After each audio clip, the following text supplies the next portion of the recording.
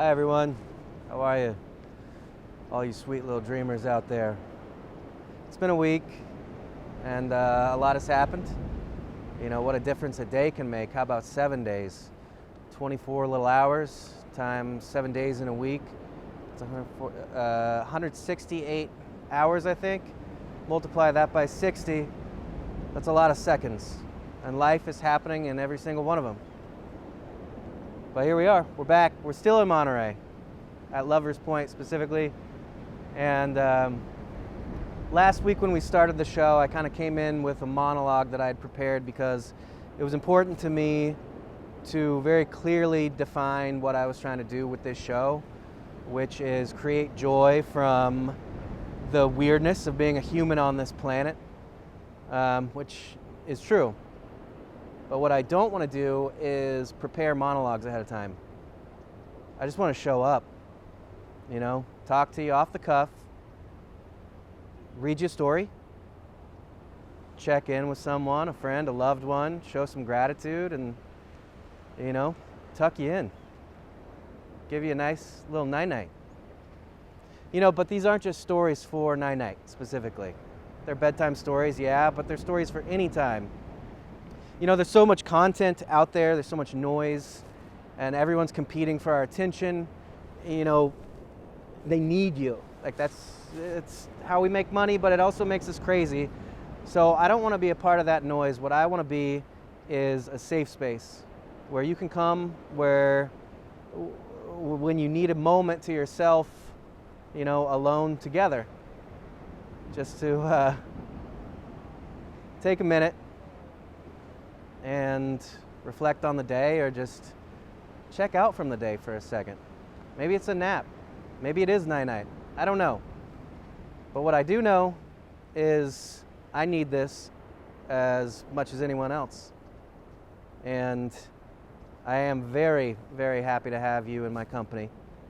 And today we're going to read another little story from Again and Again Then the End, my forthcoming book.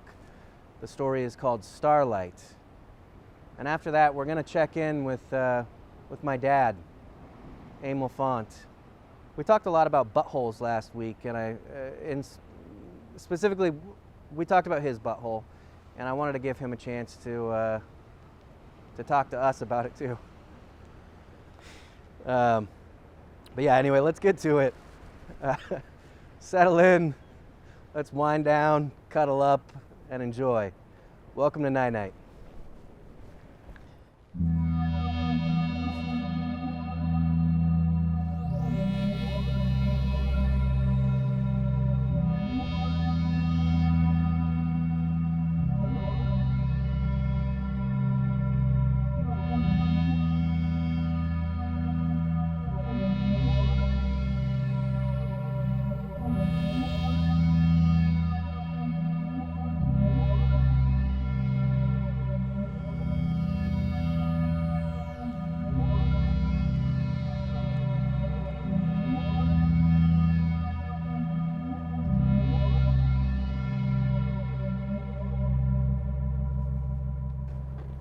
All right, so before we start, I think I should address the little hand gesture I did at the end there. It was an accident. I think it was somewhere between gratitude and doing a clap for sound. I'm running it again from a burner in my pocket. So apologies. It is what it is. I'll do better. I'll do better. In any case, this is Starlight. They lied. It's not as simple as that, of course, but it's still true. They lied. Admittedly, they may not have known it themselves at first, though at some point they must have discovered it was a lie, and they just kept telling it. And I forgive them. Things were easier that way. They'd grown comfortable in its discomfort, and to lean into the sweet relief of the truth somehow seemed more difficult or embarrassing even. How sad. The truth no longer seemed an option. The narrators had all become unreliable. They were fucking lying. About what? Okay. Everything's too vague. Life sounds grandiose and idiotic, and to say the construct of life is equally absurd. Happiness, though? There might be something to that. I could get behind that notion, and in doing so might land this puppy smack dab in the middle of the self-help section, which is where the money is. I have very little money. I could use some for sure. So happiness then, and to arrive at that mythical destination. I'm in the lounge car on the Coast Starlight train as it's barreling up the coast of California from Los Angeles to Monterey. The Pacific fills the western windows as if we're floating on it, and in ordering a glass of Pinot Grigio, I accidentally purchase a half bottle, which is fine. That's what I wanted anyway. And I may even buy another in the remaining 6 hours I'll be seated here. Here, where there's nothing else to do but stare out at the landscape and appreciate it. Be grateful that you continue to exist in it and that it hasn't all burned down. Sip your wine. Across from me sits a young Indian couple whose nationality I only mention because it's also the type of food they're eating. It looks and smells delicious, and I wish they would invite me to share in their meal with them. I know this is a ludicrous desire, but why is that? They're incredibly happy, this couple, and very sweet in their interactions, whispering between bites and snapping photos of each other. They're both wearing bright red shirts clearly acquired during their recent trip to Universal Studios that say, "I'm with that thing," with a finger pointing to her left, where he sits, and to his right, where she sits. They're actually sitting in the positions that are accurate to their shirt's description. It's incredible. So why then should it be so ridiculous that I, another human being whom they politely ask to share a table with while they eat their meal, desire to share in this meal with them and physically break or tear that pillowy soft bread together? Am I so insane? Right, about that. I can't continue on forever in this fashion, lest you think you're reading a big news article that you begrudgingly clicked into after sighing at the aggrandized bait of the headline and unsurprisingly found nothing definitive within. Also, no one says lest anymore unless it's part of a larger parcel like the old woman on the phone earlier. They're nothing but molesters and everything else. Who the fuck was she talking to? Am I insane? Not any more than life itself, or rather, the construct of life itself. I'm nearing 35, and though I believe I'll likely live to be around 147, I'm experiencing what most would call a midlife crisis. Mine's just come on a little early, or really fucking early if my calculations are correct. It began as a creeping sensation in the back of my brain at 32. I'm gonna die. And since then has passed through varying stages of anxiety, OCD, and stress before finally, and thankfully, developing into this current state of euphoria. I am going to die, but not right this second, and how wonderful it is to continue to exist and not be burned down by my own ambitions or crushed by thirst traps set by my own parched ego. How wonderful to not be suffocated by societal pressures to do this or that, this being work, a stable job that was toxic to my mental and physical well-being, and that being get married and have kids. God bless. The ocean has given way to a sprawling agricultural land whose leafy greens shimmer in the breeze like sequins on a fancy ball gown, and suddenly I'm horny. A line from my youth pulses in my brain. The world's so beautiful I want to fuck the shit out of the whole damn thing. And I mean it. What's under there? Lettuce? Carrots? Potatoes? Some new vegetable that I've never even heard of? Now I'm even hungrier than before, but the young Indian couple and their food are long gone, and so is my wine. I'm gonna go get a coffee. I'm feeling rich today, I guess. It's the same old woman who had been talking about molesters earlier, and this time I feel like she's speaking directly to my heart. I'm wearing light wool trousers and a linen shirt, and this morning received a no-interest loan from a good friend for the express purpose of enjoying my body on this trip. I'll pay him back next week. Until then, feel it's my duty to enjoy my body in full, which at this very moment means ordering another half bottle of Pinot Grigio and snacking on nuts to save room for dinner. I too feel rich today. I can feel the magic. The gentle rumble of the train beneath my ass and the crackling of the ice in my little baby cuppy remind me again that I'm horny. And not for any one or thing in particular, as I mentioned, but for the whole damn thing. Life. All of it. Save for the molesters and everything else the old woman was referring to earlier. I was molested as a kid. It took a while to admit it to myself, and it took even longer to admit it aloud. It fucked me up. My high school girlfriend almost died from a rare kidney disease when we were together at 15. She didn't, but it fucked me up too. I used to think that it was an awful thing that had happened to her, and that she was so fucking strong and beautiful at a cellular level. It's true, and she is, but something also happened to me back then. I was a 15-year-old boy in the hospital with the love of my young life, thinking that she might simply be taken away. She wasn't, of course, physically at least. She survived. But in the end, she would still be taken away from me in another sense because I was so wrapped up in the lie that I got lost in it, running from one place to the next in search of something that likely didn't exist, while she would eventually marry my best friend. It could all be taken away at any time. Here I am again, alone with the lie, the one about romance, the one that we're convinced is to look and feel a certain way, and when our attempts at creating it for ourselves fail over and over, we're made to believe we're flawed. We go to therapy and listen to inspirational books on Audible and tell ourselves we're strong and we will change, or that we're independent and we do not need to change. Just be patient while the universe continues to work in its mysterious ways, and do not rush to fill the void by settling for something less than, because remember, you know what you want and what it should look and feel like. But deep down you're aware that something's off, even though you can't put a finger on it. And when you whisper into the dark, what do I want? The shadows whisper back, I don't fucking know. I don't know anymore. How can all of this love be designated for just one space? Should it be spread freely, passing like sunlight through a glass of water that forever remains filled up? Should it be restrained, reserved like rations in a bomb shelter before we all blow the fuck up? Or should it be planted in the garden, where in time it takes root and grows, so mature and beautiful and nourishing? Maybe there's a pond nearby and the calm surface reflects the sky above, where the clouds change shape as often as you please, engaging the imagination while remaining relatively safe and stuck in one place. Maybe. Who's to say? Certainly not they, not anymore.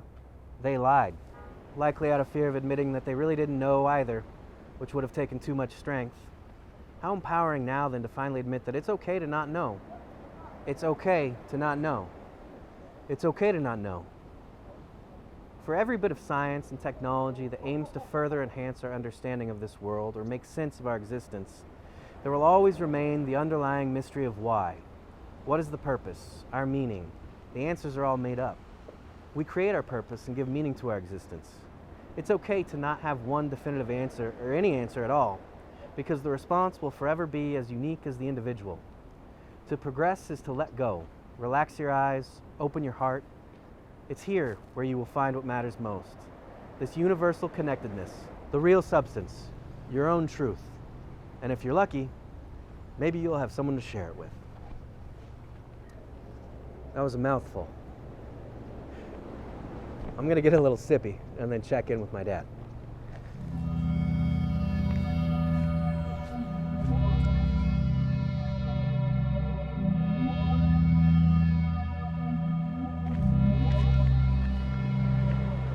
And we're back.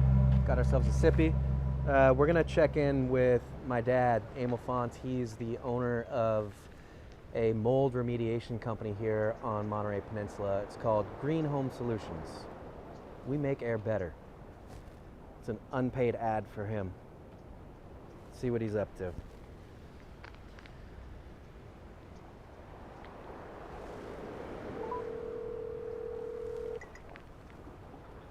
Chica, It's Baby Boy. are we live? You're live on the nnight show. All right, sorry. No, all good. That's even better. Can I get your consent to record this? Yes, you have my consent. Okay, perfect. I'm not doing paperwork or anything, so I'm just covering my bases here. Okay, well, it's funny you should mention that because, well, what is the purpose of this call? The purpose of this call is to just check in and actually see how you are. Okay. So well, how are you? I appreciate that. Well, we'll talk about that. So, I appreciate you checking in to see how I am because, well, let me tell you first that, growing up in Jersey City, I had a buddy, and we'll call him Richie. Well, because that was his name. And so Richie was an angry kid.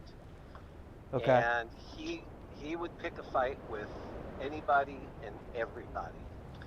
And his go-to entree was always, I heard you've been talking about me behind my back. Which is ridiculous, right? But that was his thing. Uh-huh. And if he heard you were talking about him behind his back, then he was going to seek retribution with his fists. And so I'm not itching for a fight here, but I heard you've been talking about my butthole behind my back. This sounds a little threatening. Do you want to walk it back? Well, I don't actually, because No, I I'm think, kidding. I'm glad you brought it up. Okay. It was it was the elephant in the room. Yeah. So I think you need to be held to account, because at the very least, you've violated some HIPAA laws, putting that stuff out there, and you also, I think, fractured the sanctity of our father-son bond and the confidentiality that exists, just between intimate information that's exchanged between the two of us. So, I think that your people should have called my people before No, you went ahead. You're right. You're right. Okay. And I do apologize, but there's really no going back on that because it's out in the world. So from here, I just want to know what I can do to make it better. Okay. So, what you can do to make it better? Well, let me just elaborate on my concerns here, okay? Before we go with, what can we do to fix this? So, first of all, before you did any of this, did it ever occur to you to maybe get my consent, or, did you ever think about how this would land on me? And so let me ask you a question. You ever hear about that guy that built a cookie empire based on his name, Famous Amos? Okay. Are you familiar with him? I'm familiar. So if that episode of nnight goes viral, am I going to be forever known as Famous Anus?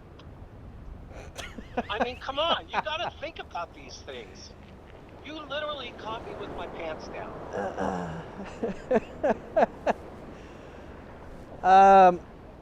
I did, but at least I queued you up for that beautiful dad joke.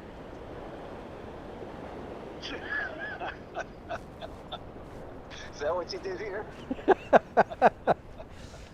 And I threw in an ad for Green Home Solutions in your intro. Oh, okay. Well, okay, I appreciate that. Are we But, even-ish? Look, we are. And, if it does happen to go viral, I will wear my 15 seconds of fame. And, no matter how pigeonholed it may be. Okay? So, I think we're okay now. Okay. I mean, I wouldn't be shy about it. Honestly, we've all got them.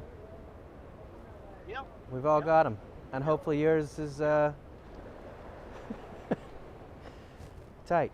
Doing Tight. better? Let's move on. Yeah, okay. Yeah, let's move on. Green Home Solutions. We make air better. All right. Well, Okay. I think we're squared away now. okay.